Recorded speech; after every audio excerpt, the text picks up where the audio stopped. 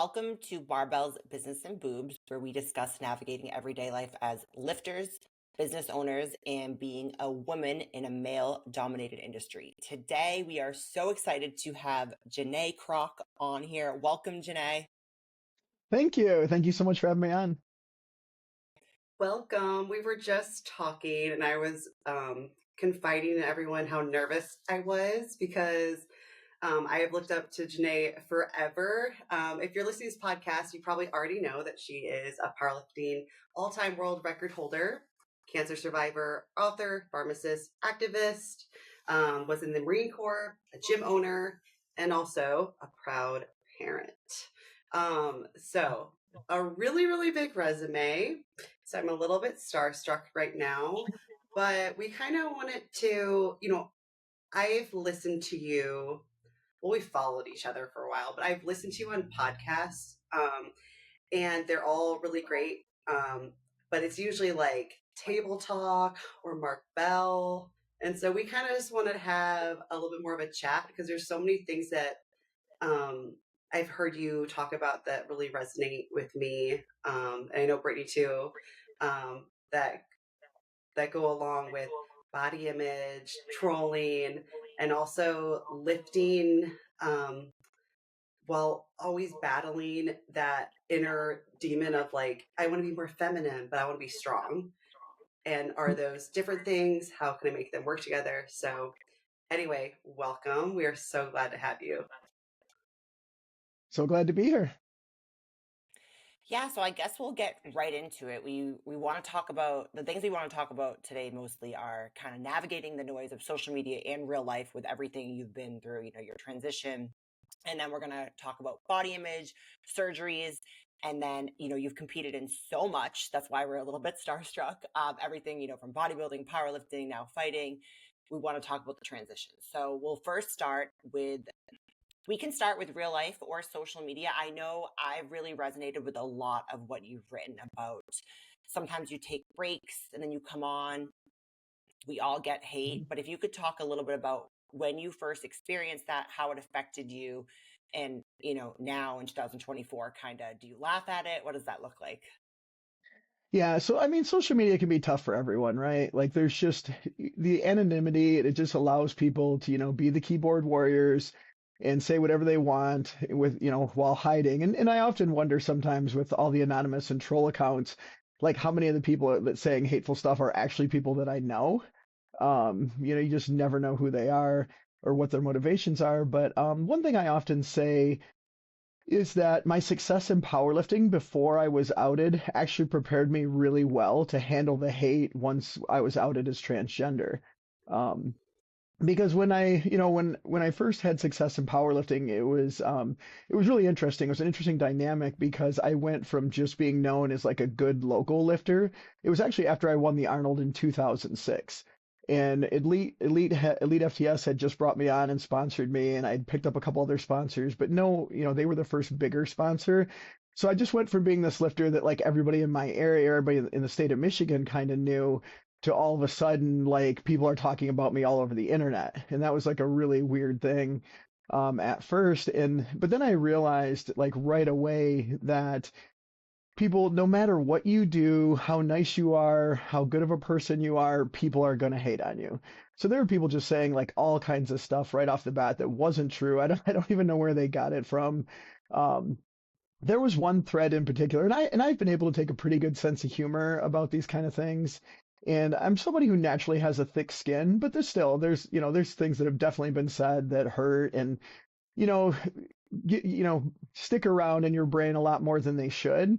But there was one thread in particular before I was out that there was a whole thread discussing how I was not attractive enough and how I was too ugly to be with the partner that I had at the time. And there was like all these photos up and people just discussing like how I was too fat and like all this stuff. And I thought it was hilarious. One of my friends forwarded it to me. But people were just tearing me apart like over my appearance and all this stuff. So I realized early on that like no matter what you do and who you are, if you have any level of success, there's going to be people that are going to hate on you no matter what. So you kind of learn to just accept that as part of it.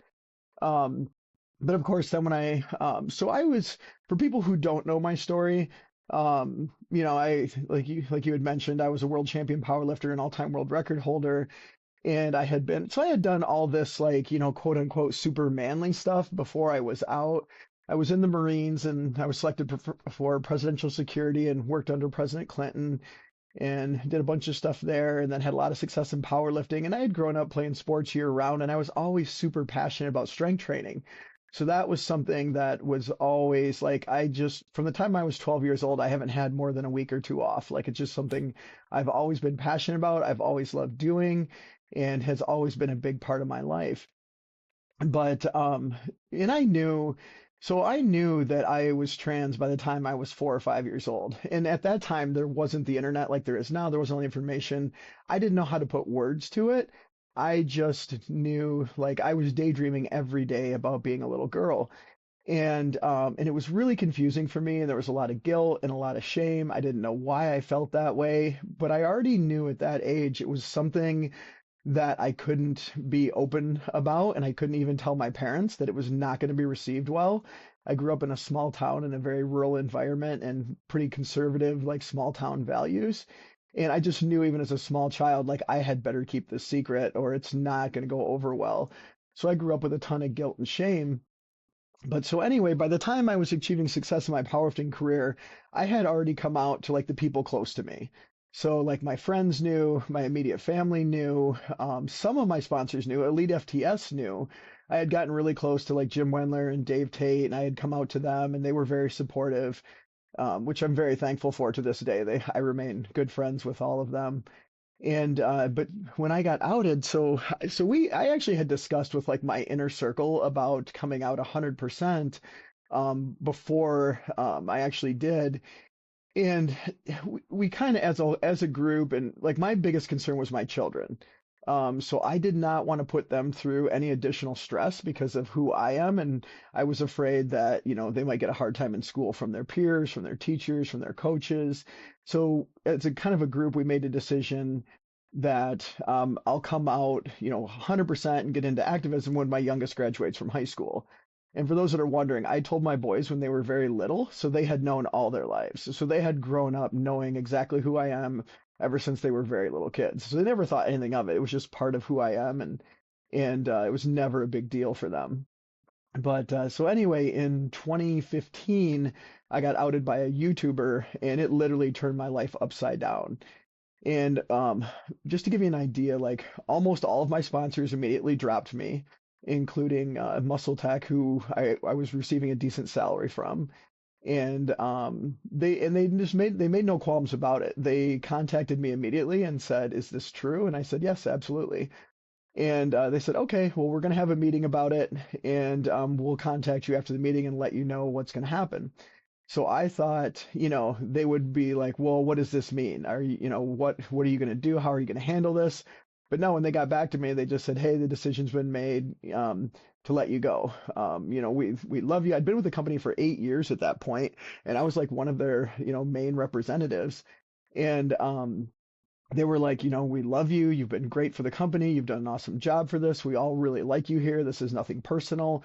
And they said that the meeting, it was very split, like, it went back and forth, and half the people really wanted to keep me on, and half were like, not that they didn't want to keep me on, but that they felt it was bad PR for the company.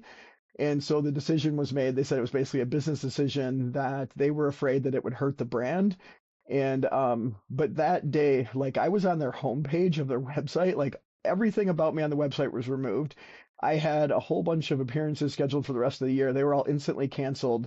Like, every trace of me attached to that company was instantly removed, and everything was canceled. And they said, we'll pay you through the end of this year, through the end of your contract, but that's it. We're done." And I was just like, wow, I wasn't really expecting that. And that had other repercussions into my, personal life, as far as I actually lost my regular day job.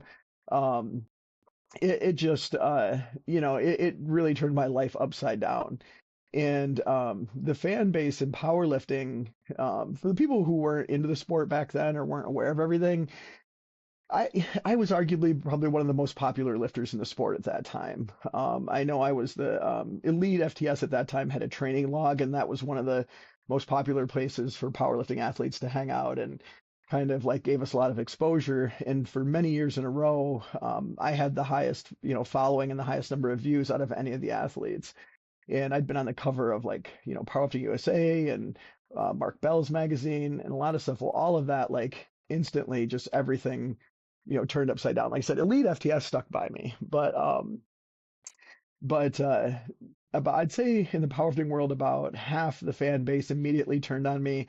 I had people messaging me telling me they burned the posters that I signed for them, and that there was just all kinds of hate. And there was a handful of bigger names in the sports that reached out and were supportive, but it essentially, excuse me, ended my career as being able to be a marketable athlete in the strength world, like instantly. Like no one wanted to touch me. It was like I was kryptonite. And so I went from being, one of the most popular athletes to someone that like almost no one even wanted to work with anymore. Um, so at that point, I made the decision, to immediately get into activism and start talking about, being trans and gender and sexuality and discrimination and all those types of things.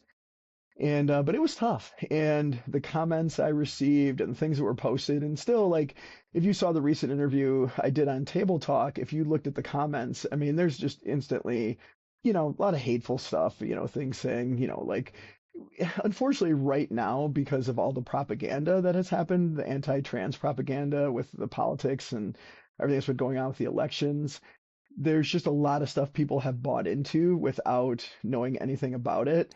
And, the idea that trans people are predators and that we're a threat to women and all this kind of stuff. And so anytime there's anything about me anywhere on the internet, the comments and stuff are instantly filled with that. I get a bunch of haters on my page sending me DMs and commenting on my posts, and people have they have no idea who I even am, but will start, spewing a lot of the same rhetoric.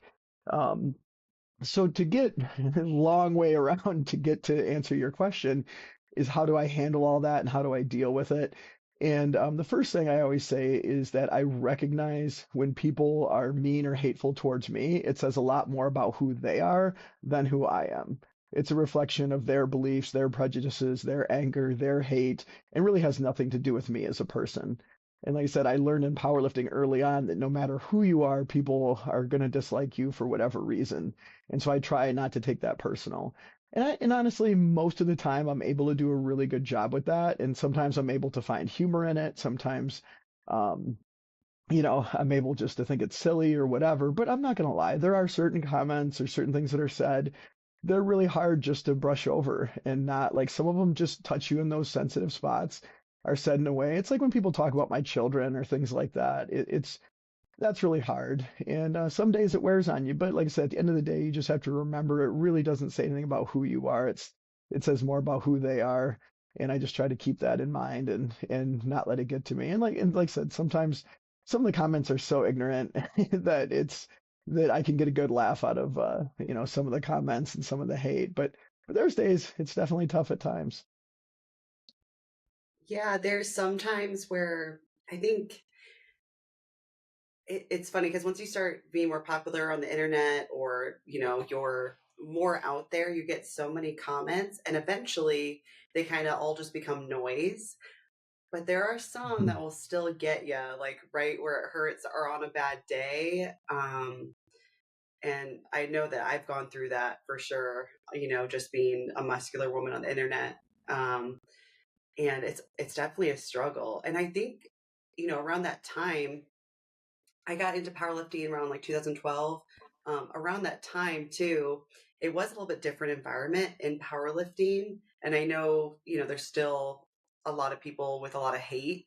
But do you think like if you came out now, it would be any different? Good question. I think a few years ago it would have been much better. Like, I was out in 2015, and I think things continued to get better until, I don't know, about 4 years ago or so. And then as the next political cycle started to ramp up these last couple of years, there's been a lot of anti-trans propaganda, right? A lot of talk about, bathroom stuff, a lot of talk about trans women being predators, which is completely absurd and has never even been a thing. But that has stirred up a lot of hate towards the trans community. It was used as a political tactic to rally the conservative base. And it's an old tactic that they used with women's rights, with gay rights, with segregation. It's the same thing. We're just the current, bad guys, and it's a tactic that's been used for a long time. And Yeah, so and that oh, has, sorry. yeah. I'm sorry. Go ahead. Oh no, Mhm. it's just interesting because as someone who knows who you are and knows your background, if I see your image used as this person is, for example, competing in women's sports or something like that, Mhm. and I know it's misinformation, it makes me think, oh, there is a lot more misinformation, and people are using these people to stir up negative emotions. But it's like, why don't we just like actually have conversations? It's always the most polarized Mhm. thing. So it's just a difficult thing to combat because you never know what the real truth is. Right, and it's hard for people to fact check to everything, right? Like everything you read on the internet and the algorithms, they just send whatever you're into, they send you more of it. So if you follow a lot of one side or the other, or even if you're in between, but whatever you're used to looking at, you're just gonna get more of the same. So it's real easy for people to fall in this trap of believing a lot of what they see and not realizing it's complete lies or misinformation. It's like so for those that aren't familiar with me, like I've always competed against men. 100%, all the records I hold, every championship I've ever won, even now, like I still compete in jiu-jitsu. I'm actually preparing for worlds here in like 2.5 weeks. And even now I still compete against men. And fortunately I'm still doing all right and having a lot of fun with it. Yeah, that rumor specifically about me has been spread many times that I compete against women. My image has been used in so many things. Governor DeSantis in Florida actually had an anti-trans ad, and it was all about trans athletes. And it was, I don't know if you're familiar with it, but oh gosh, how long ago was it? Maybe 20 years ago. There were these, I want to say it was Bud Light commercials, but they were like real heroes, like hometown heroes, and it was Mhm. kind of a silly thing where just like average people were made out to be like the sports heroes.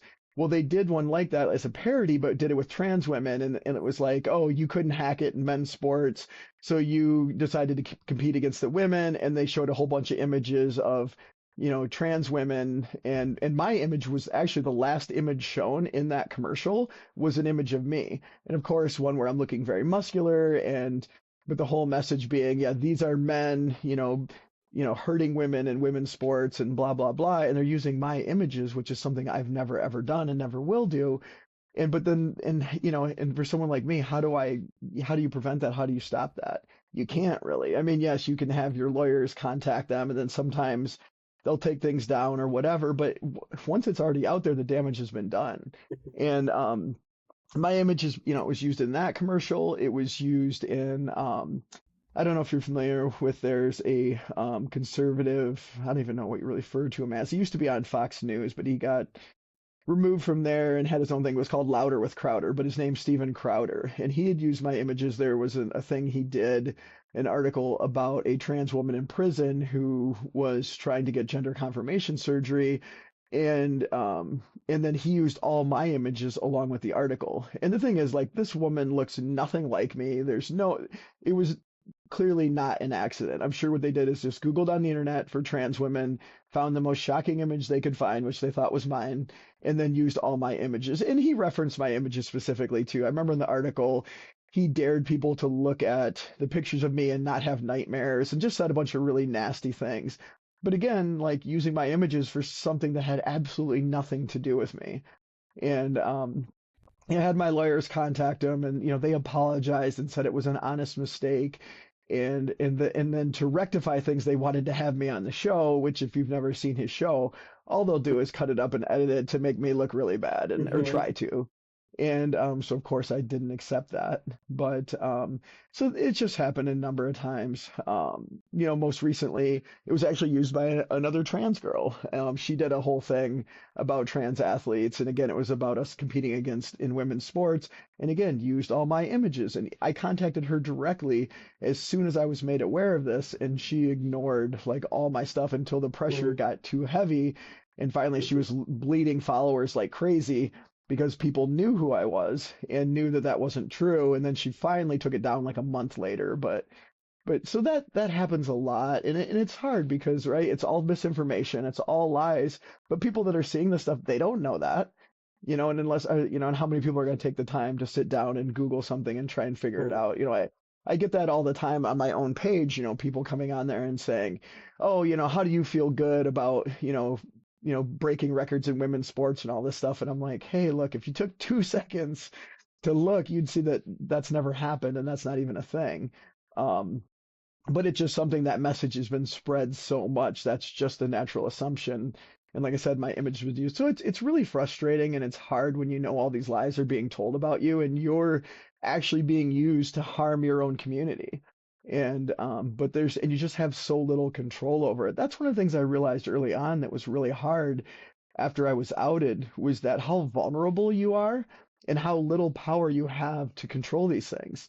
One of the first things that happened, and I'm sure you two are no stranger to this, but my inboxes on all my social media were flooded with all these, you know, not so nice messages from men and more dick pics than I've ever wanted to see.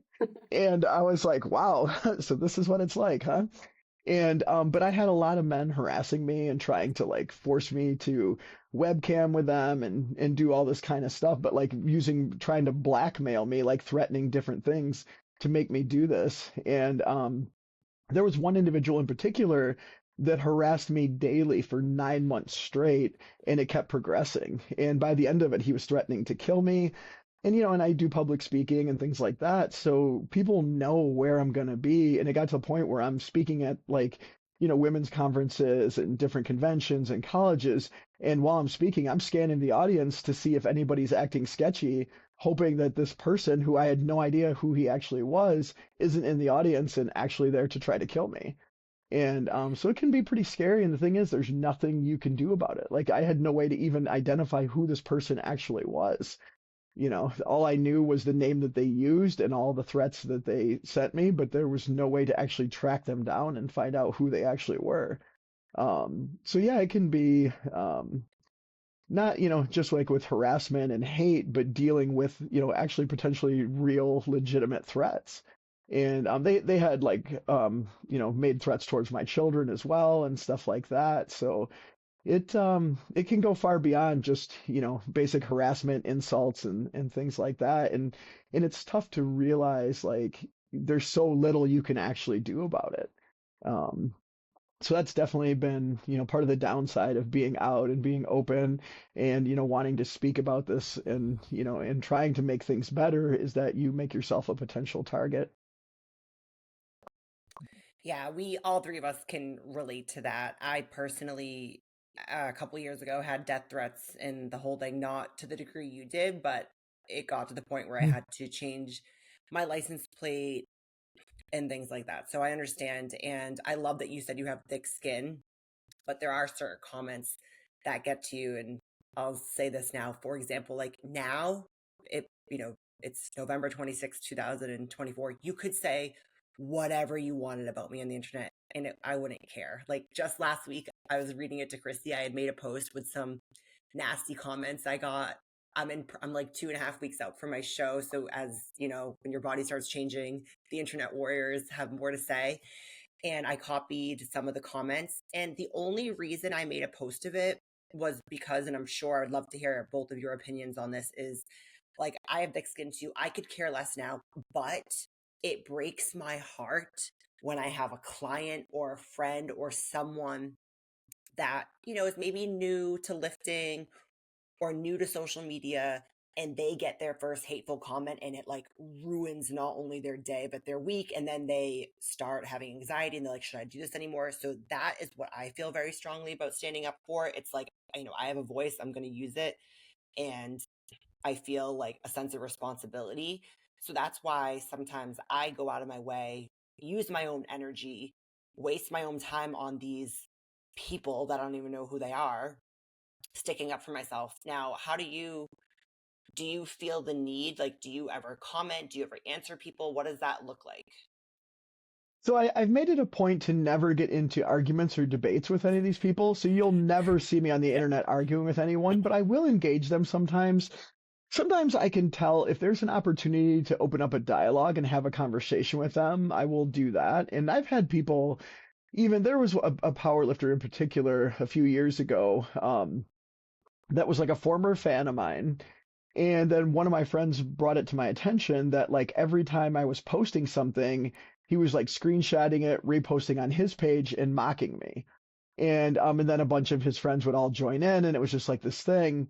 And the funny thing was, eventually it came full circle, and he ended up apologizing to me. But at the time that happened, one of his lifter buddies was just saying some really horrible stuff about me, and basically said that trans people should be, he'd round them all up, kill all of us, and we should be eradicated from the earth, and all this horrible stuff. So I saw the comments, and I replied underneath that, hey, if our paths cross, which they probably will in the strength world, like at an expo or who knows what, or some competition, I said I'd love to sit down and have a conversation with you, and I think you'd be very surprised to find out that I'm very different than what you think I am. And he never replied, but he stopped commenting, and that pretty much shut it down.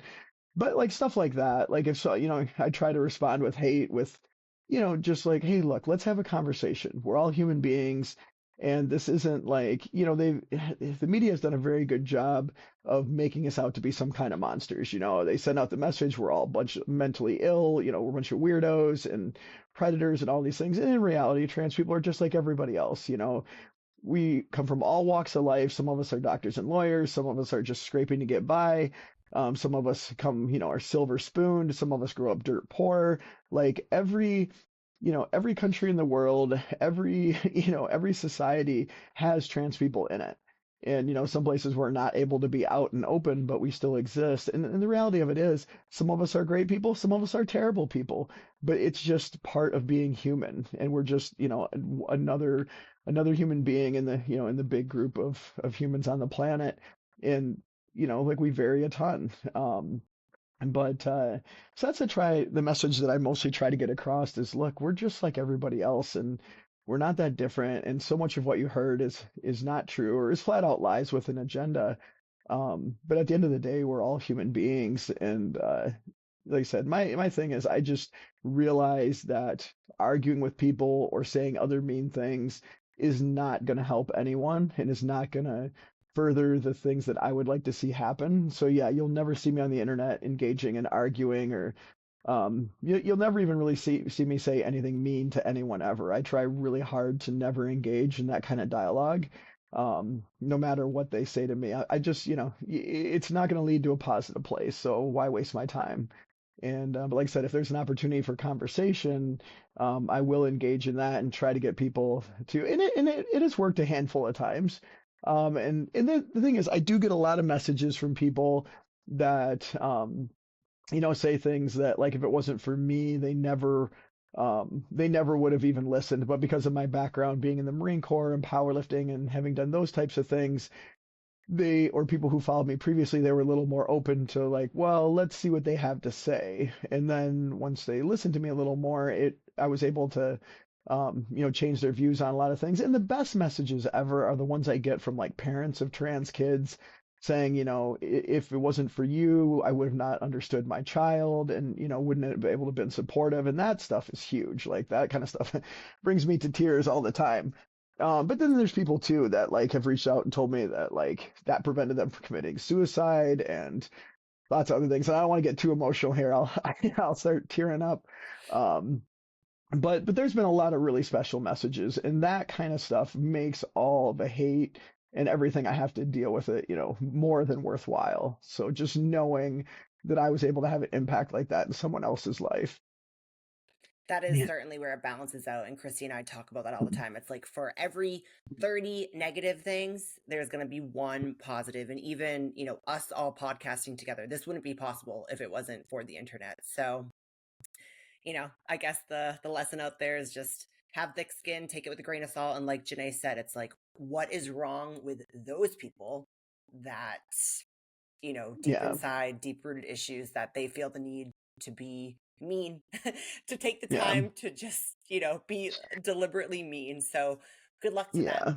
them. Yeah. Well, the thing you realize too, like I've realized early on, and it may sound cliche, but like here's the thing, like when most of the people that hate on me, I'll often check their, especially if it's something especially mean or especially pointed, I'll check their profile really quick, and it's always a troll account, but I'll also notice that they're following me.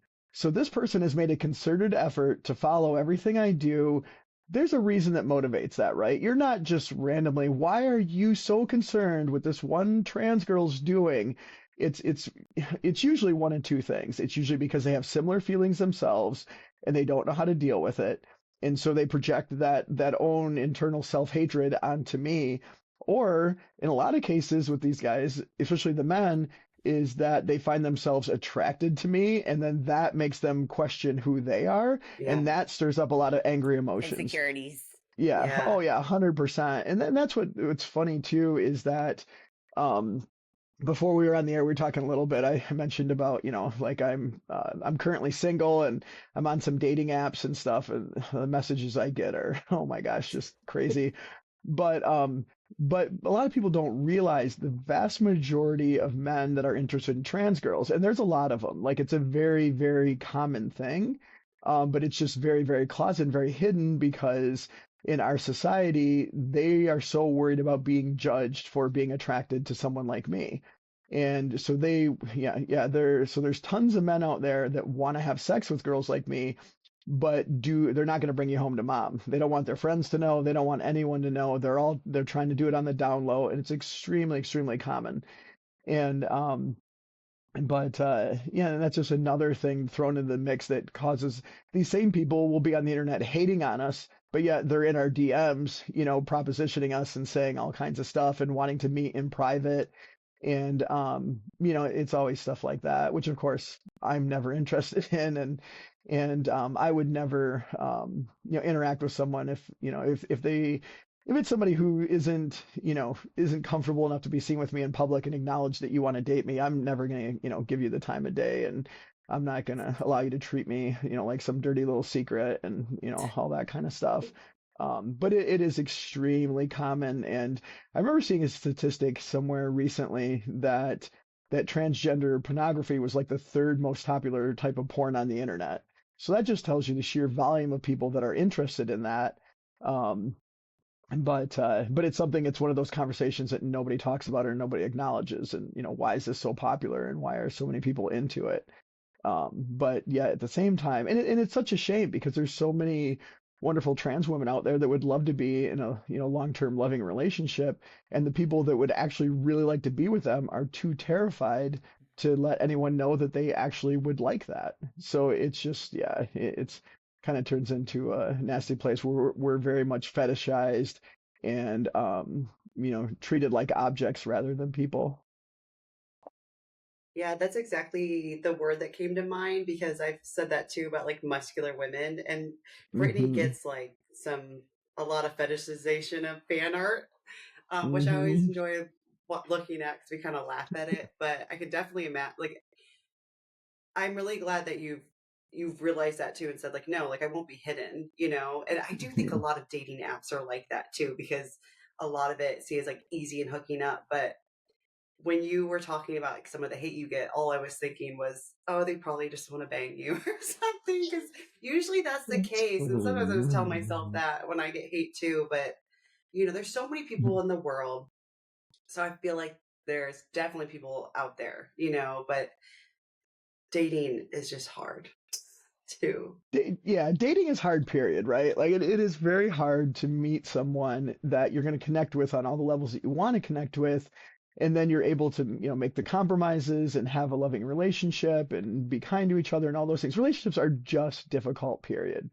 And then you throw in, stuff like that and being a muscular woman. And that's the thing, like there's a lot of guys that are attracted to muscular women, but also they're very insecure about it, right? They find it threatening and they're worried about their own sexuality being questioned. Oh, why do you want a muscular woman? What do you really want a man? And there's always that conflating muscularity with masculinity, and which, and see, that was the thing too, for me growing up, knowing I was trans, but also being super passionate about strength training. I found it very confusing because everything I'd ever been told, like, yeah, being big and muscular, that's a masculine thing. And our society still, pushes that. And it's getting much better. There has been a lot of progress, I would say, over the last decade. That's one thing, like, I think CrossFit has done really well, has helped normalize a muscular female physique and see it as still being feminine.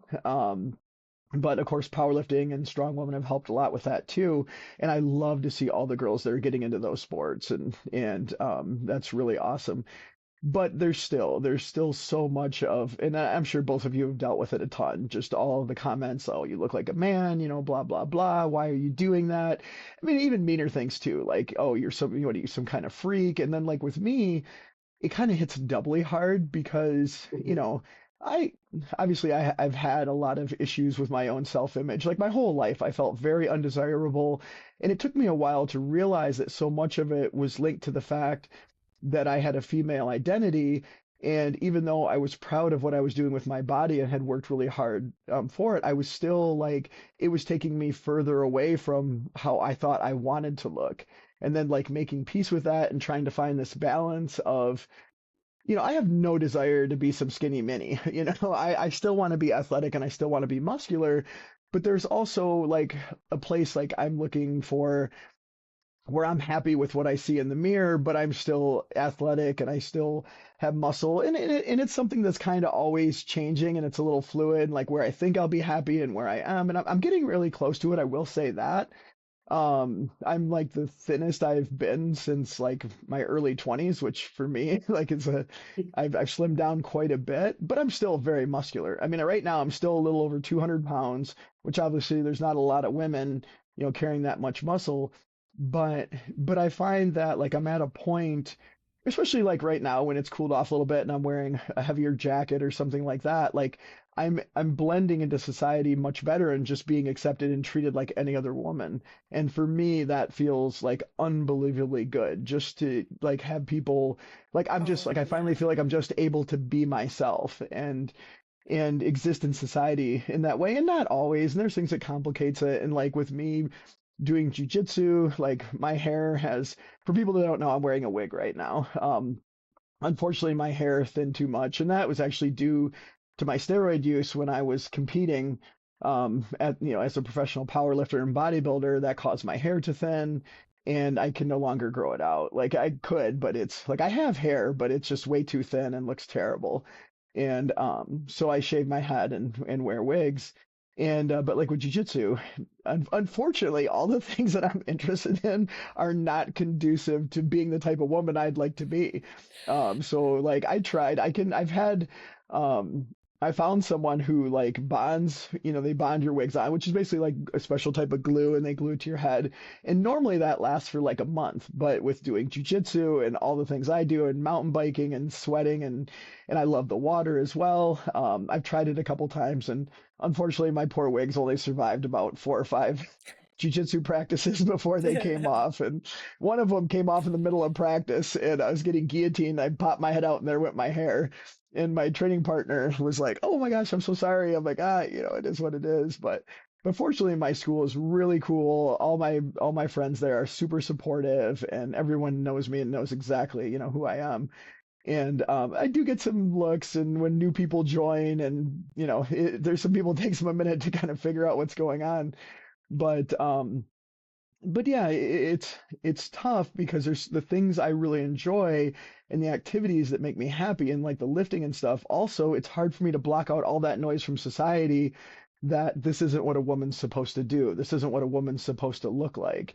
And so it's especially hurtful when I'm, out somewhere or something and I'm getting lots of nasty looks and I can tell or I get comments about, how muscular I am and a woman shouldn't look that way. And it's like they don't even know I'm trans, they just think I'm too muscular for a woman, period. And of course, comments all over the internet like that all the time. And that's like, and then I've even had other trans girls like hate on me and saying, accuse me of not even really being trans. Oh, if you were, you'd want to look more feminine, you'd stop lifting and like blah, blah, blah. So like reinforcing all these like patriarchal ideas and standards that like and it's like don't you see what you're doing you're joining like that hate that you yourself are trying to fight against and But yeah, it's in some days it's a struggle. Some days it's hard, but at the end of the day, I've, got come to a place where I'm comfortable with who I am. I'm gonna do what makes me happy. And you try to brush that hate off, and some days it's more difficult than others.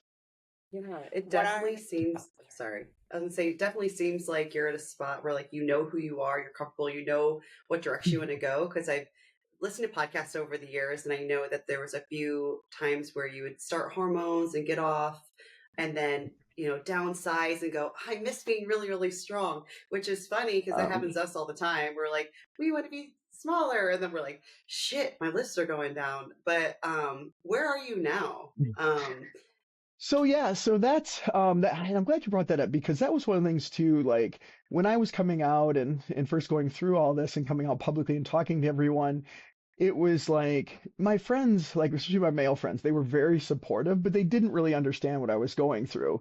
And then I had a lot of female friends that understood like how I felt as a woman and a lot of things I was struggling with.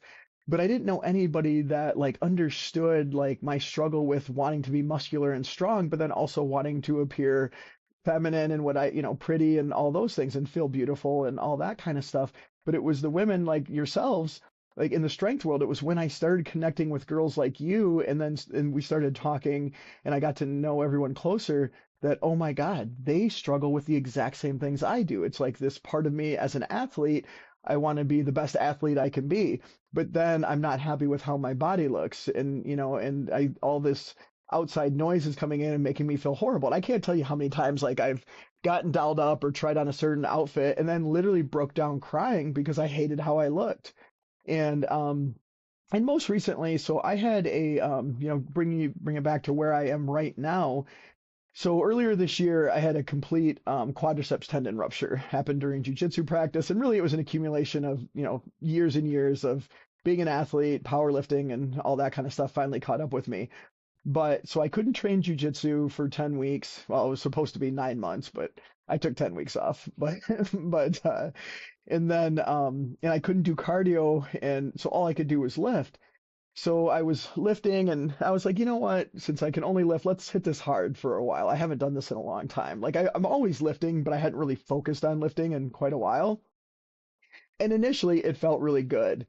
And my body, I was so big for so long. I mean, there was a 20-year period where I wasn't under 250 pounds, and I was 280 at my biggest, and I'm 5'8".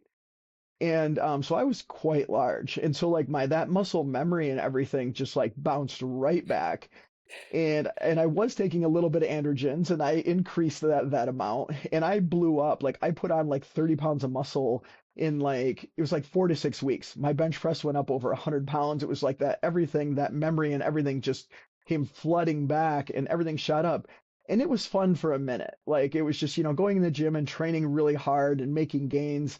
But I quickly realized I don't like how I feel and I didn't like how I looked. And that I realized I'm not that's not what I want anymore. Like I still want to be the best athlete I can be. I still want to be strong and I still want to be what a lot of people would consider very muscular for a woman, but not to that level and not to that degree. And those hormones definitely didn't feel good. And so I did that for literally about 4 weeks and then and then I also tweaked my pec and a tricep. Apparently my body wasn't ready to like jump back into it that hard that fast. Um, but then I just really realized, like, you know what, this is not what I want. This didn't feel good. While there were elements of it as an athlete I enjoyed, I realized like the big picture is no, this is not what I want, especially long term. And so I've been like trying, slowly but steadily slimming down. And I'm currently just over 200 pounds. For me, that's like pretty thin and the thinnest I've been in quite a while. And I think I'm getting really close to I think where my ideal feminine physique is. I think for me it's probably going to be around 185 or so, maybe 190, and we'll see when I get there. But I am far happier than I've been with my body ever in my life. Like I've gotten to the point now where I can put on lingerie and stuff like that, which I never thought I would be able to be happy with how my body looks in that. And it also helps that, so I've been on and off, like you had mentioned earlier about me starting hormones, stopping hormones. And there was a lot of times like I really wanted to transition, but then I wasn't ready to be done competing as a powerlifter or bodybuilder yet. So I would go off everything, and I screwed up some competitions because of that. Like when I competed at the NPC Bodybuilding Nationals in 2013, I did not look my best at all, and no one knew it was because I'd gone completely off everything, gone back on estrogen, dropped like 50 pounds, and then last minute I was like, you know what, I want to give this one more shot, and there wasn't enough time to get my body back to where it needed to be. But so that was it. It really shortened my powerlifting and my bodybuilding career, and I probably could have achieved a lot more had I not had this need and all these, feelings and knowing I was trans. That really shortened my careers. But yeah, now I'm finally at a place, and I've been on an estrogen implant for 3.5 years steadily, and then we started progesterone a year and a half ago to help more with breast development, and the changes in my body, like I am so happy about, and they feel so good. And like I said, took some photos in some lingerie this last month or two, and I couldn't believe like how I looked. I was so happy with it, and it made me feel so good. And I really didn't think I would ever get to a point where that would be a thing. And like now I'm wondering, like, next summer, am I going to be able to wear a bikini and feel comfortable in that? Because I've never been quite to that point. Like in certain outfits or wearing certain things, like I feel very good about how I look. But when there's nothing covering you up, that's a lot tougher. But I'm really excited because now I'm confident that I'm going to get there, even if it takes a little bit of time. But it's so amazing to be able to look in a mirror or look at a photo or see video of myself and be like, wow, I really do look pretty, and I'm really happy with how I look. And that's a feeling like I can't even describe. And it's like something like it's hard for people that don't feel this way to understand. But like I will never forget the first day that I ever did my makeup and had bought a decent enough wig that actually looked like my own hair. And I will never forget this. When I put the hair on and finished my makeup and looked in the mirror and I saw what looked like a woman looking back at me, like I broke down, like bawling my eyes out. Like I never thought that would actually happen. And when I saw that, it was like this huge moment in my life that I'll never forget. And then to be finally getting to a place where I feel comfortable in my own skin, and not just comfortable but actually happy with how I look, like that is such a huge thing. It's hard to even put into words like how good that feels for me. I Yay. Yeah, I'm I'm so I'm happy so for happy. you. Yeah, that you look amazing, and you can just tell that you're Oh, happy and feel confident in your skin. And what I think is just incredible, just from being the fan listening to podcasts over the years, and also knowing a lots of big and strong people, I think it's incredible you've been able to do all the growth and work to maybe let go of being the biggest, strongest you to make yourself mhm, happier, more confident. Like I think that's huge because um, we do. I can relate to that a little, tiniest bit, but especially when you're just used to like that is you. That's what you were known for, right? Like mhm. this big power Yeah. lifter, and be able to like let go of that part, because I know it's still a part of you, but to physically be the biggest, right, and strongest. It was, yeah, it was extremely hard for a couple of reasons, right? First of all, that became my entire identity. Hmm. I was like for a long period of time, I was like always the biggest, strongest person in the room, right? Hmm. Like, and it was just that became not only my identity but also my safety blanket. Like it was Right. protection. It was Hmm. safety. And then like willingly giving that up, and going from someone who, in our small world, it wasn't like this was pro football or something Hmm. where I was like super famous, but like when I was at the peak of my career, like everywhere I went on a daily basis, it was not uncommon to be stopped and asked for photographs Hmm. and autographs and stuff like that. And I might walk into Best Buy and three people recognize me. And so this became like my entire identity and also became part of my career. And I lost all of that. And then at times it was like, and then just in for anyone who's been able to exist in that space, being a big muscular male in our society provides a lot of benefits. People treat you differently, you get preferential treatment, and it's hard to let go of that because it makes life so much easier. And then for me, being someone, like I said, at one time was 280 pounds, and then thinking like, I am never going to be able to be the person who I know I am on the inside. This is just not going to work. This is not possible for me. And there was a point where at my lowest point, I considered suicide because I just saw, I looked forward and trying to be realistic and being objective. I was like, this is never going to work. This is never going to happen. How am I ever going to exist in society as a woman? That's just not going to be possible for me. And then to see like where I was and where I am, it's it's really crazy, but in such a good way. But yeah, it was not only like my entire identity, it was a safety blanket. And then the other thing too that a lot of people would probably never think about is that the more I achieved, the farther I had to fall, right? Like the more I had to lose. And so I come from this like small town in northern Michigan, and I had become somewhat of like a hometown hero, right? Like people heard about me guarding the president when I was in the Marines, and then, I'm winning these world championships and I'm on the cover of magazines. Word gets around. I was invited to speak at my old high school to a bunch of the football players, and I was told they had posters of me hanging up in the hallways and stuff like that. And then and the more this stuff happened and the more I was built up, like I said, like I felt like I was put up on this pedestal and I had so far to fall. And not only was all the things that I was concerned about myself and my family and my boys, but it was like I felt like I was letting everyone down in my world. Like I was letting my family down, I was letting my friends down, and like I felt like everyone had all these expectations of me. I was known as this person who could overcome anything and could accomplish all these goals. And I was known, I had a lot of injuries, I had the cancer and all that stuff, and I always came back no matter what surgery it was or what obstacle or what happened. I always came back and did even better. So like I had this image of, and I hate this term because of how it's been used these days, but I was like this alpha male, right? Like who was supposedly at like the top of the food chain. And I remember I worked with this guy when I was still working as a pharmacist in retail, and like I said, I was slowly coming out to more and more people, and we worked overnights together, and we'd had some conversations, and I ended up confiding in him and telling him that I was trans and all this stuff, and he was just so confused, and not even about me being trans, but about like why would I want to give up everything I have. And I would never ever phrase it this way, but I remember he said to me, because he was the type of guy who wanted to achieve all the things I was doing. And he said to me, he's like, you're like a god among men. Why would you ever want to give that up? He's like, I don't understand that. He's like, you are achieving and doing everything I dream of.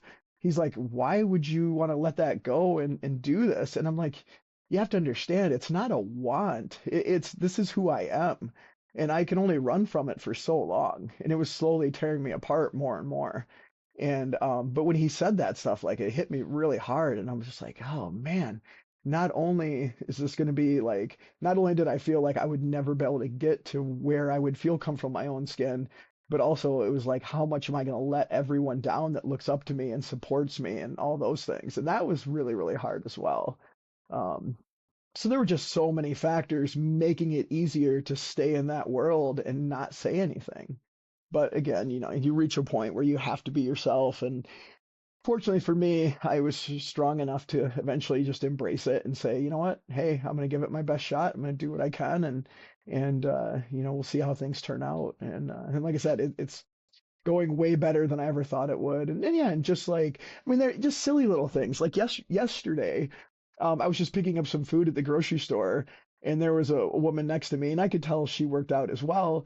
And I was buying like chicken breasts and some pasta salad and some other things. And then she just started asking me, do you like that chicken breast and this and that? But it was nothing. It was just as simple as two women having a conversation with mutual interests. And the fact that like she just thought, like she could relate to me and I was another woman just like her, like just felt so nice. It was just like, finally, I can just be me. And but yeah, it's little things like that every day that make, life worth living. And like I said, yeah, it's funny because I often think, like, if I were to go back in time, like at different points in my life, and like as a teenager or as a young adult or even as a child, and be like, hey, look, this is where you're going to be someday. And I think there's points where it would be super encouraging and motivating to me, and there's probably other points where I would be horrified and be like, "Oh my God, like really? I'm really gonna do all that?" But like I said, it just yeah, and like I said, I'm sure both of you have so much experience with just being a muscular woman in society can be so challenging because there's so much resistance. And often it's from the people closest to us, right? Family members, friends, like, why do you want to do that? Why do you want to look that way? And and I'll even get, female friends that are super supportive of me. Well, aren't you going to slim down more? Aren't you going to do this? Are you going to stop lifting? And I'm like, no, this is something I really enjoy doing. And yes, I want to make changes to my body, but I'm not going to stop doing all the things I've loved doing my entire life, even if they make it, more complicated. I'm still an athlete. I'll always be an athlete, and that's a part of me as well. And just like I said, like unfortunately we live in a time and a place where that can be really challenging. But I always think too, it could be way worse too, because it's not all that long ago this would not have been possible at all. And even though things are far from being great, I mean, it's not that within my lifetime, it was illegal to be trans, and where police could pull you over, and if they thought you were trans, could strip search you, and if they found out you were trans, would arrest you and throw you in jail. And that's within my own lifetime.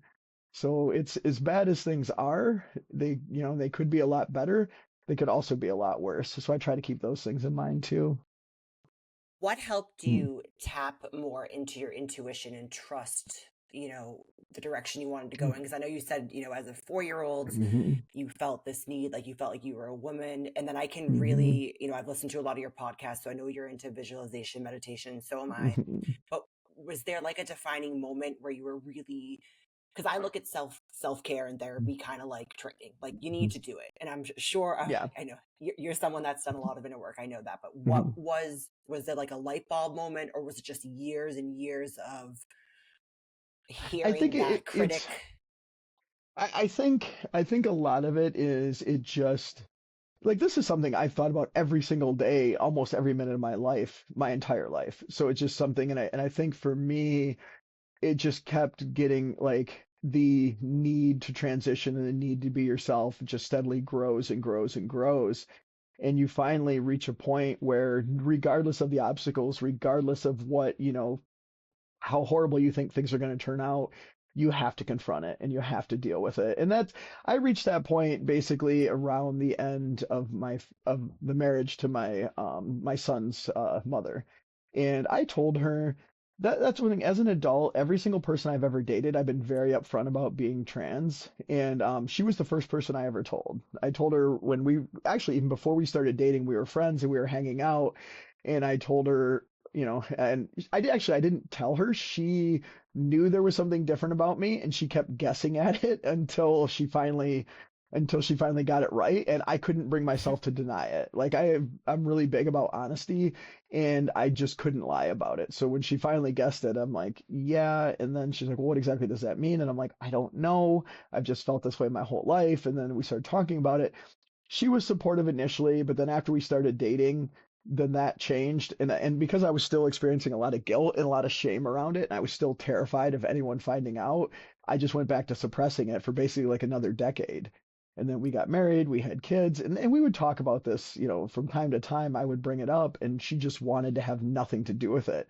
And I was just like, look, I can't do this anymore. I have to deal with this. And so towards the end of our marriage, and we had some other issues. There were some other things that happened, um, some things that she did that were really hurtful.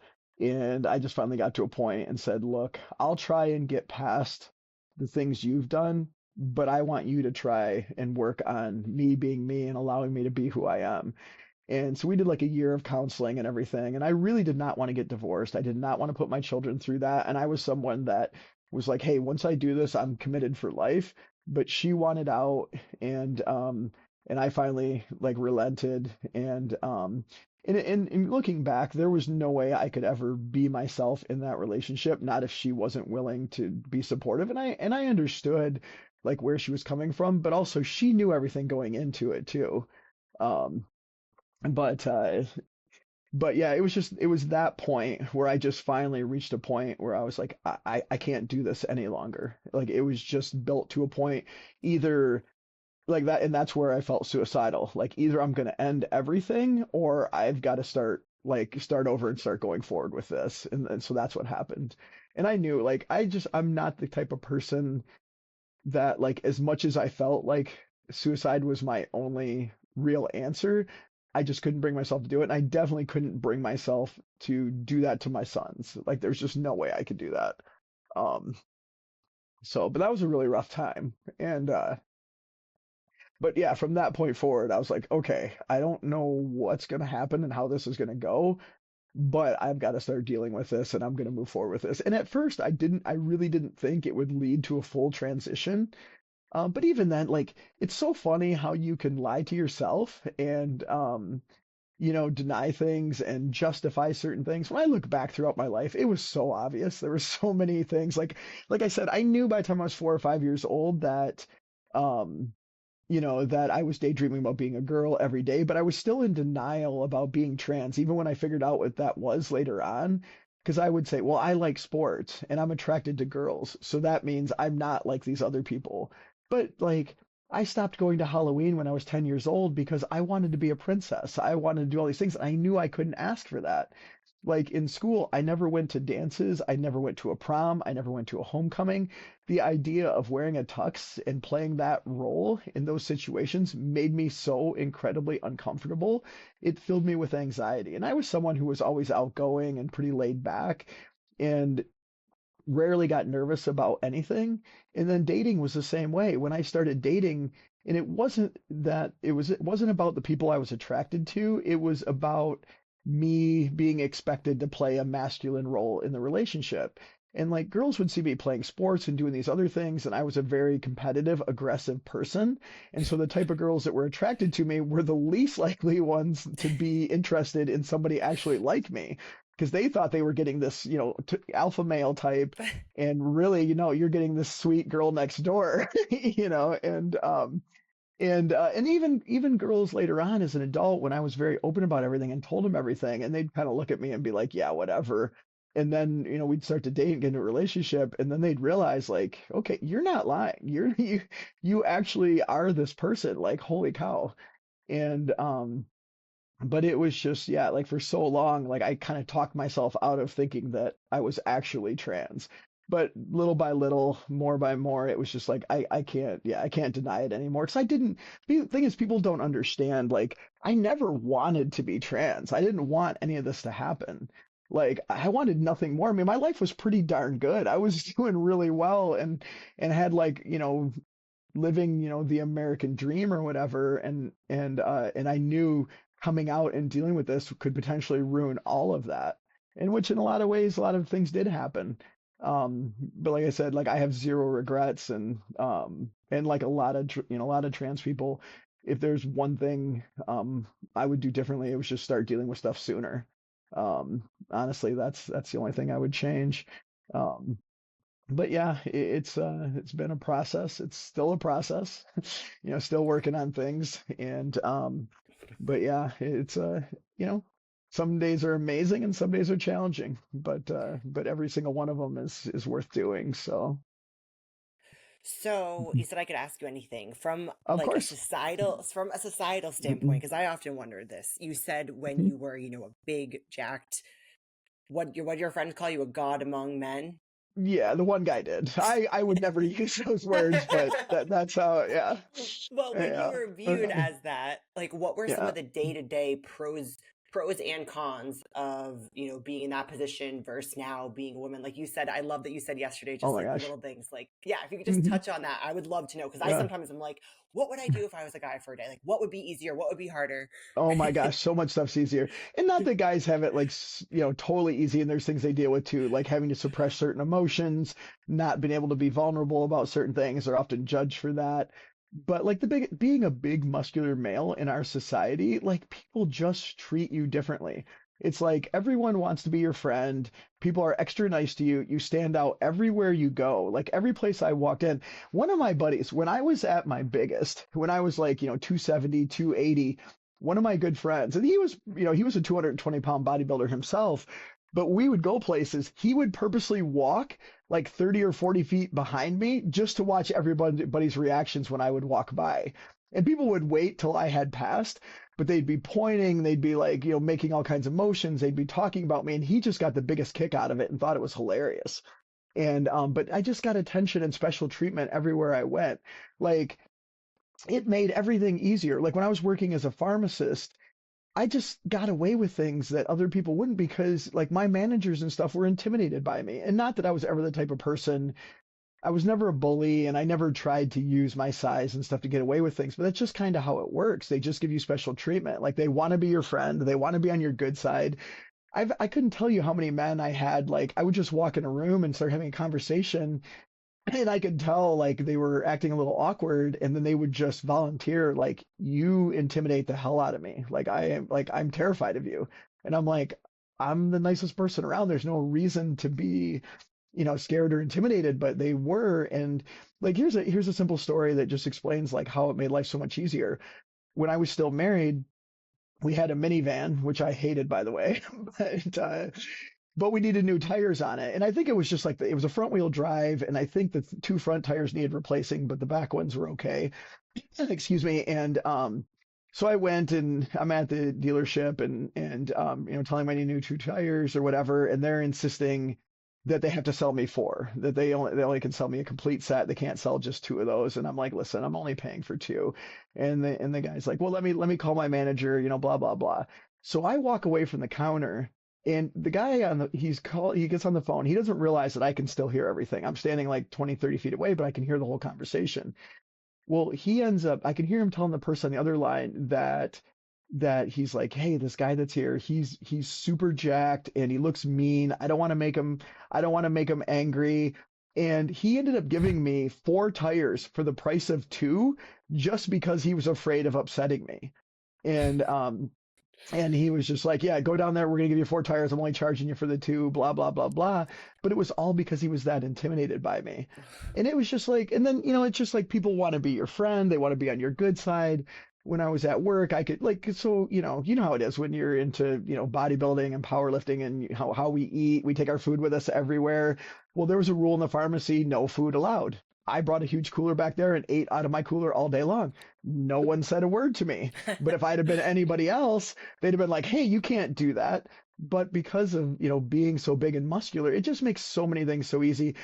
I didn't realize and I also didn't realize how much I stood out and how differently I was treated until I didn't look that way anymore. Mm-hmm. And it was like, cause everywhere I went, just, people would go out of their way to be nice to you, and there was a few times there was some negative stuff too. When I was in pharmacy school in college, I did have some of my professors assume that I was a big dumb meathead and didn't think I belonged in their classes.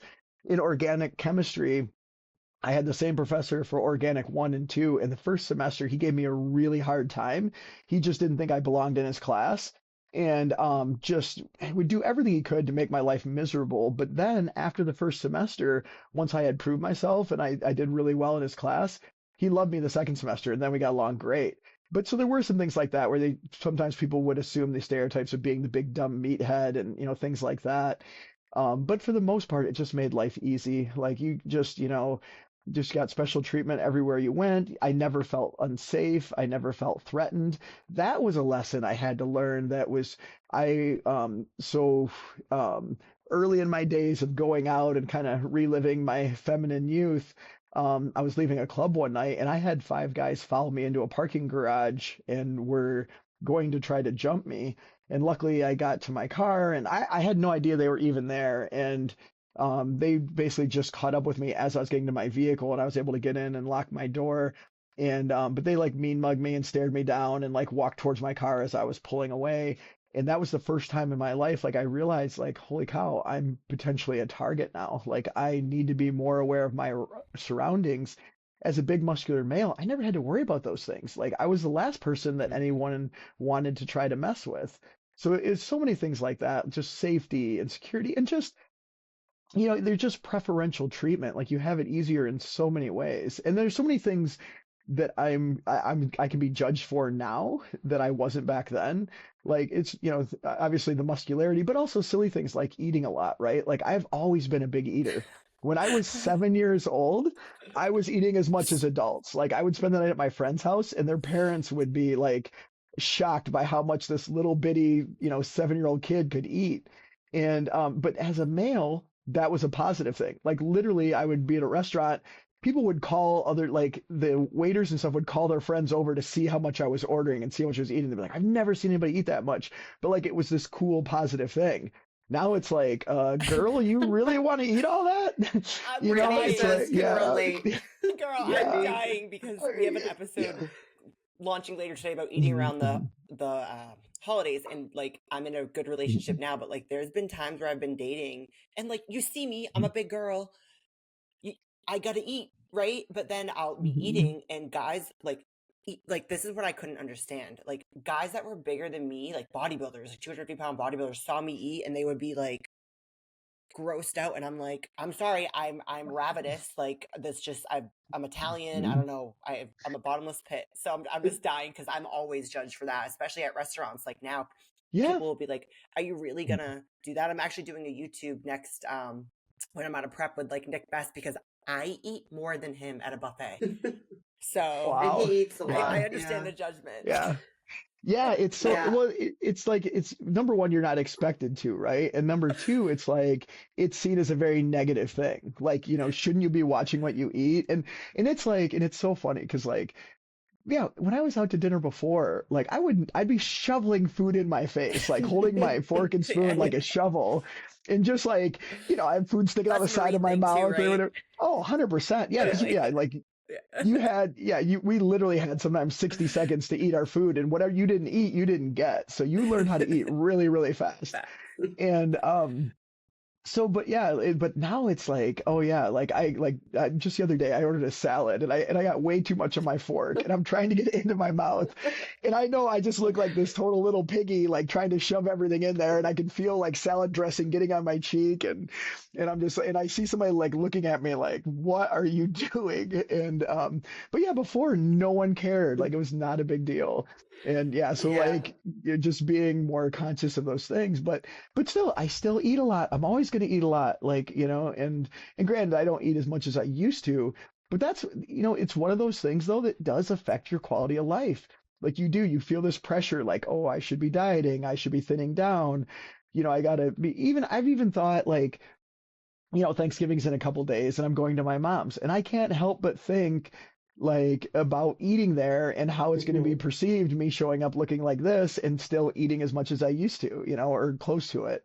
But it's little things like that. Like there's just so many different expectations for men and women in our society, and women are judged so much harder on so many of them. And like I said, not to downplay, men have their issues too, and like I said, they're often judged for being emotional, told they should be more emotional when they are, then they're judged for it, and it's hard for them to be vulnerable and things like that. But it is my experience at least has been that it's way more difficult being a woman in society. I mean, just so many things. We're so much more judged on our appearance, right? Like we can't wear the same outfit twice. You can't, like you're expected to look perfect all the time. If you go anywhere and do anything, it's like I have to spend so much more time getting ready. And then just all the money you spend on clothes and makeup and like, products and all this stuff. And don't get me wrong, I really enjoy all of that. I love makeup. I love getting dolled up, and I don't want to do it every single day, but like I enjoy those things and I enjoy how I look and how I feel about myself at the end of the day. But there's a lot more expectations. There's just all these like unwritten rules that we're expected to follow. You're judged way more. And it's I think some of those things are slowly changing, but it is still far more difficult to be a woman in society than it is to exist as a male. So like if you're wondering what it's like to be a big muscular guy, it was way easier, and it just made life so much simpler in so many ways. And there's just so many things you didn't have to worry about, like especially as far as like safety and things like that. Safety. Yeah. Yeah. I actually had a conversation with my fiance the other day. I said, have you ever felt unsafe at a gas station? He said, no. I was like, okay, because I do every time I pump my gas. So it's just interesting. But I also think, well, I wouldn't want to be a man because I feel like they have to feel the weight of the world on them all the time. Mhm. And I do Yeah. love being a woman, but the safety thing, and I did think about it because I've listened to your story about you in the parking lot before, just so many experiences like that, and you going from the safety of large person and then going not just like a woman, but someone who's out, so like the extra danger. So I definitely Mhm. feel for that. But going back to like expectations on how you look, I know that I got really excited because you commented on our podcast about our surgery, our first one about breast implants. Mhm. Because Brittany and I both got breast implants, um, and our athletes compete and all that fun stuff. But um, do you have any plans of any other surgeries or anything? Yeah. So just to share for your listeners that aren't familiar with me and stuff, I've had a lot of surgeries, a lot of procedures to help me feel comfortable in my own skin. And a lot of those would fall under, typical part of the transitioning process. Mm-hmm. Unfortunately for trans women, if you've already gone through puberty as a male, you have a lot of stuff you have to undo or try to reverse or change. And a lot, facial structure. And that was very hard for me and very traumatic for me going through all those changes and not liking any of them and not liking like what other people saw as a positive thing. I had a really big square muscular jaw. I didn't like how large my nose was, my forehead, all these things. But I'm someone who believes that before we were on the air, I was telling you about someone I met recently who was telling me they don't like fake girls and don't like all this stuff, not knowing that I've had all this work done. And like I said, I was thinking the whole time I'm as fake as they come. So like, and like you had said, I mean, authentic on the inside, but like I've had work done on the outside, obviously to help me feel comfortable in my own skin. And I don't think there's anything wrong with that. I mean, obviously there's some people who, have serious body image issues and then take it to the point where, it's not helping them be happy or helping them be more comfortable in their own skin. It becomes like an obsession or whatever. But in my case, so I've had two facial feminization surgeries. The first one I had even before I was like 100% out. It was just something I felt like I really, really wanted to do. But I was also, because I wasn't planning to fully transition at that point, I was like, oh, I don't want to look too feminine and like this and that, And so I had all these conflicting feelings, but it was something like I really, really wanted to do. But the funny thing was, as soon as it was done and I healed, I was like, oh my God, I want to do it all. Like it just made me feel so much better. And for me, if people are wondering, I mean, I pretty much had everything. Um, so I've had two rhinoplasties, one open, one closed. I've had so as part of the transgender facial feminization surgery is what it's referred to as. I had my upper lip shortened because women tend to have shorter upper lips than men, so that was lifted and shortened. My so men typically have more brow bossing, like a bony ridge above their eyebrows, and their eyebrows sit lower and closer to their eyes. So I had my eyebrows were lifted. My the brow bossing was shaved down. That bone was all smoothed out. I had cheek implants. My jaw was actually split in half and narrowed and put back together. I had parts of my jaw on the side. They actually cut the bone off to make it thinner and more narrow.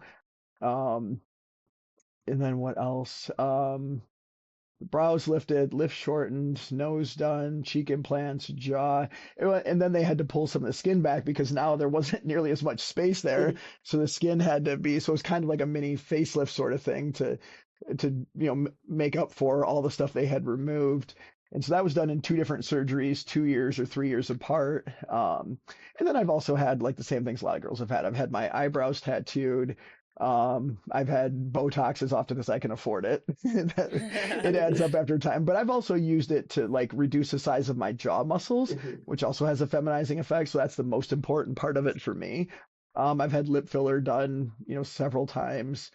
Um, but what else have I had done? And then as far as my body goes, I had an orchiectomy, which is removal of the testes.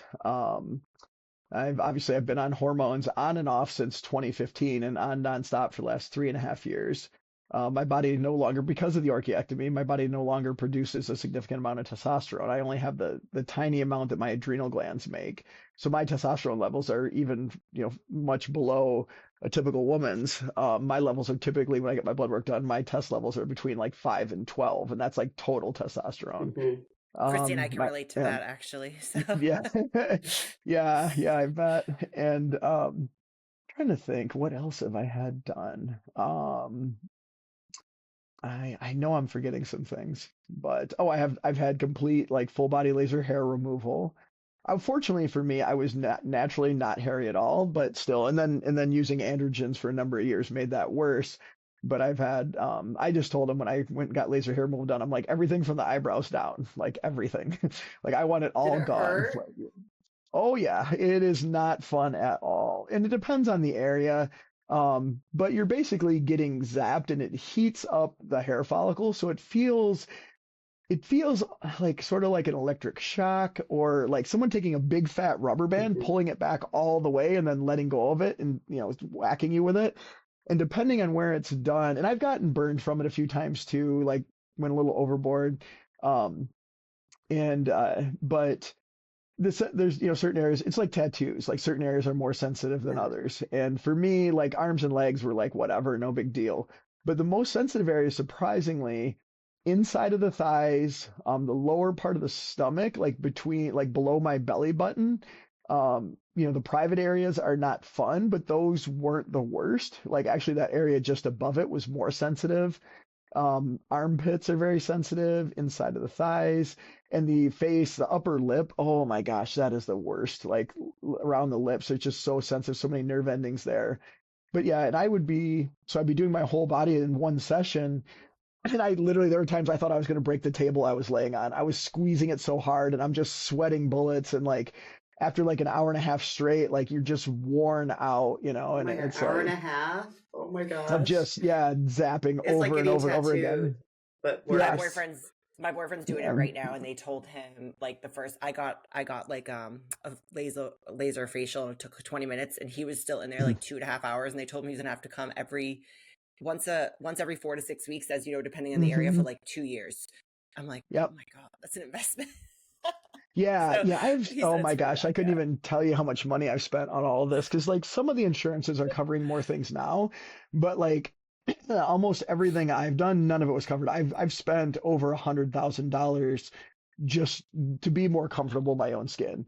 My one facial surgery, the original price of it, I was able to negotiate some things, but the price of the surgery in total when it was first presented to me was $72,000.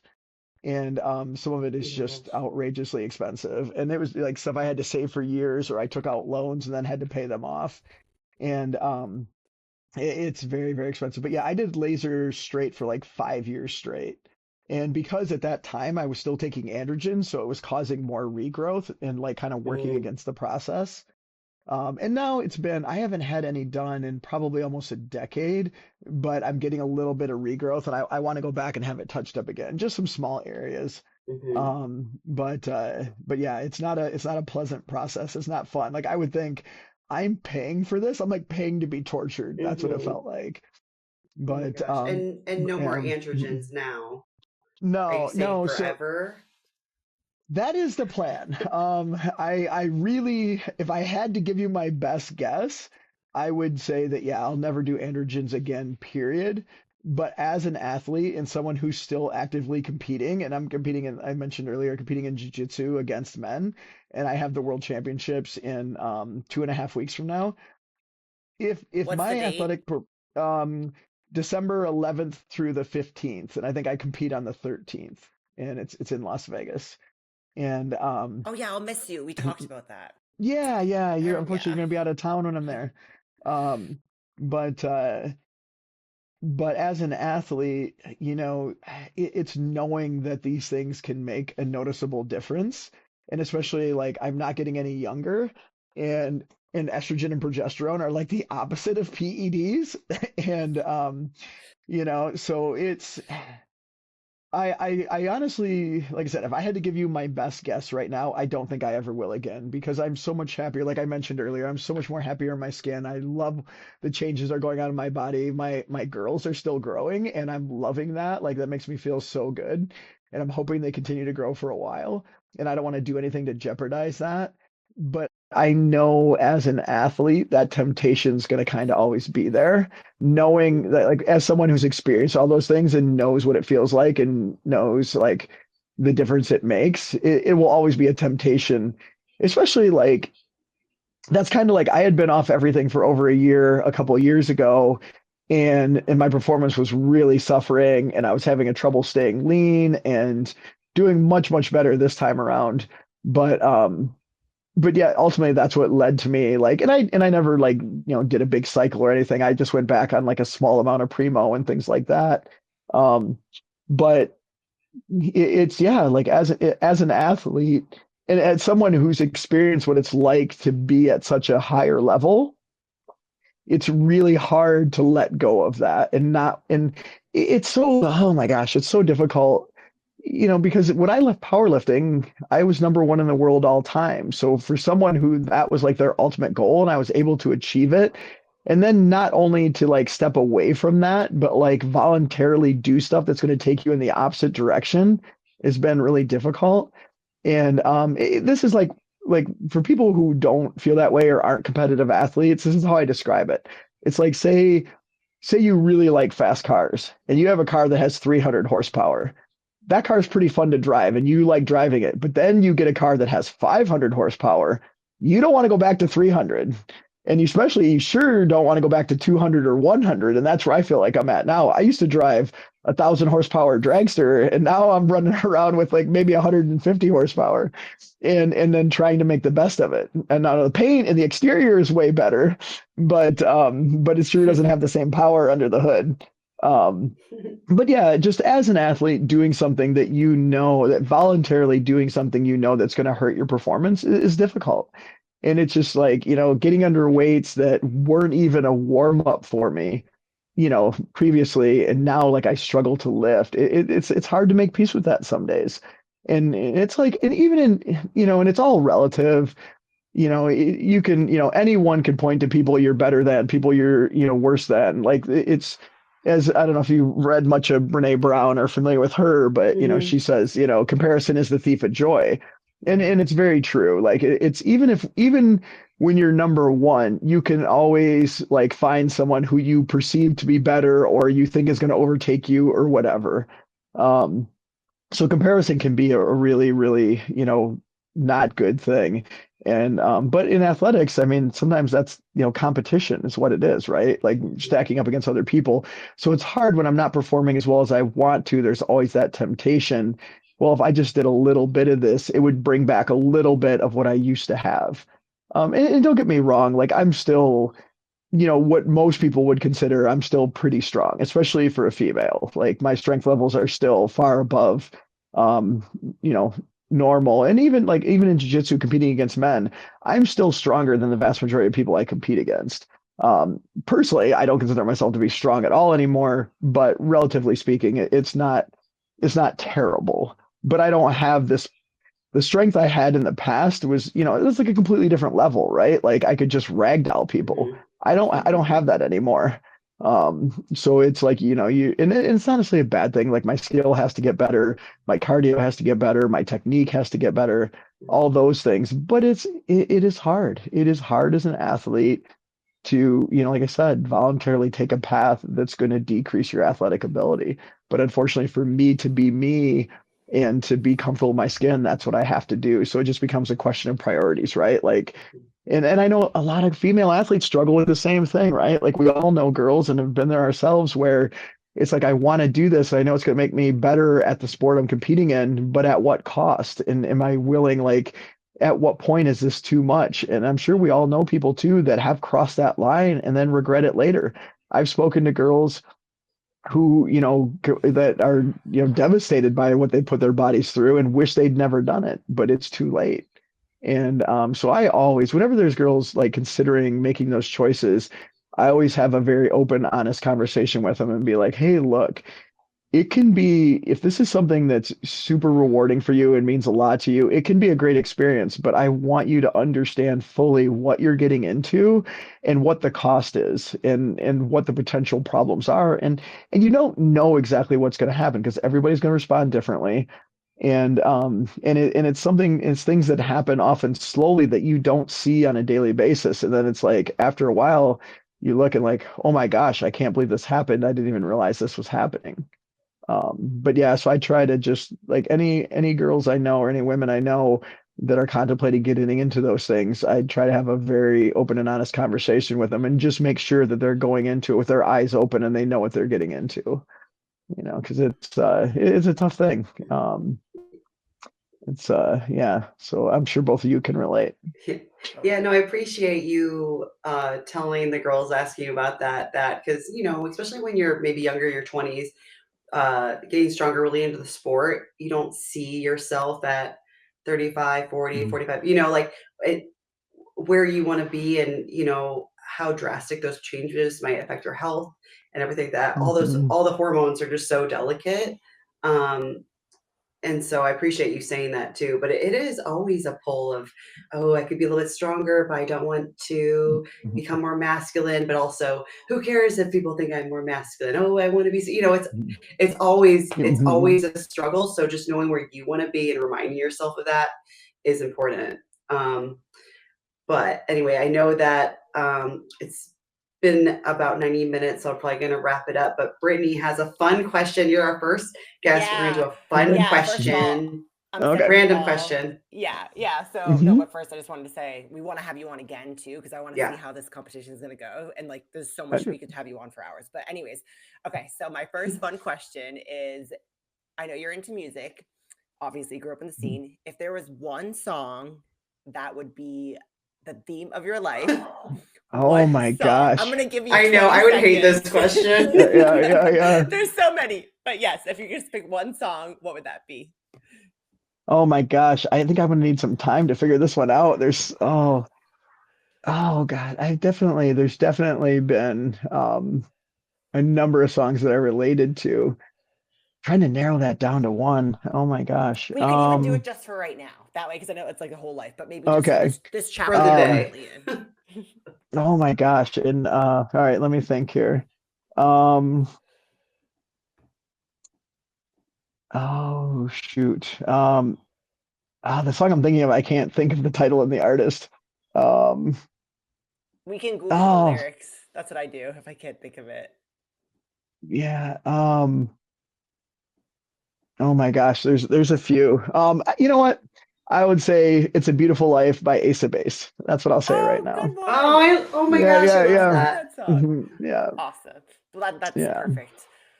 Awesome, Janae. Well, thank you so much for taking the time. I hope we can meet in person. It's so weird that we Yeah. haven't. Yeah. So, Oh, do you have any? absolutely. I don't know if you go to Columbus much anymore. Do you have any plans to go to the Mhm. Arnold? Because Christy and I will both be there.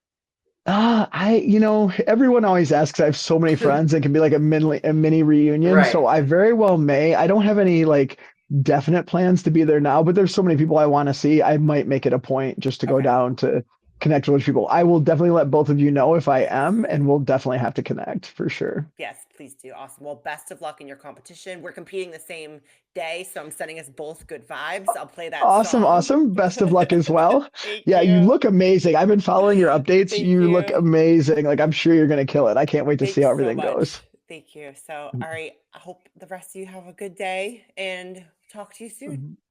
All right, you ladies too. Bye.